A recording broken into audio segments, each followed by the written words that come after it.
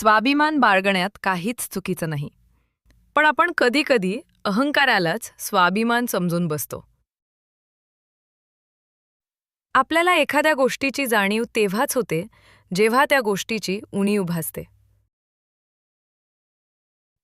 माणसाकडे काही ना काहीतरी कमी असतंच. कुणाकडे पैसा तर कुणाकडे आयुष्य.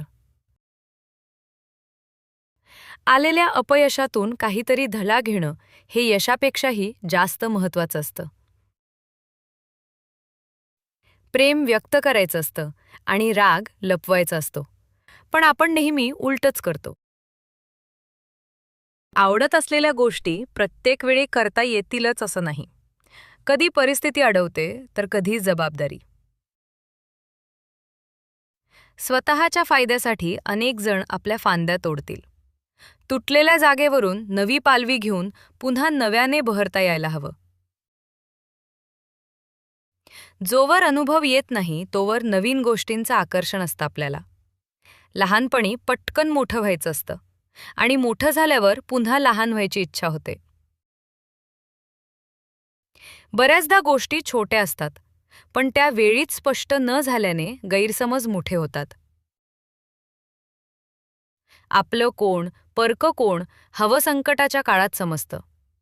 नाहीतर भरतीच्या पाण्यात किनाऱ्यावर उभं राहून पाय भिजवणारे अनेक असतात. स्पर्धा स्वतःच्या अपयशाशी करावी, दुसऱ्यांच्या यशाशी नाही. एखाद्याच्या आयुष्यात फक्त असून चालत नाही. आपली उपस्थिती वेळोवेळी दाखवून द्यावी लागते. केलेल्या मदतीची सतत कुणी जाणीव करून दिली की ती मदत आधार नाही, उपकार वाटू लागते.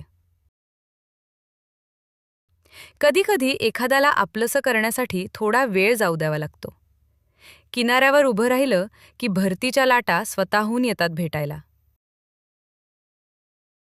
सोबत कुणी असो वा नसो, आपला आनंद कशात आहे हे समजलं पाहिजे.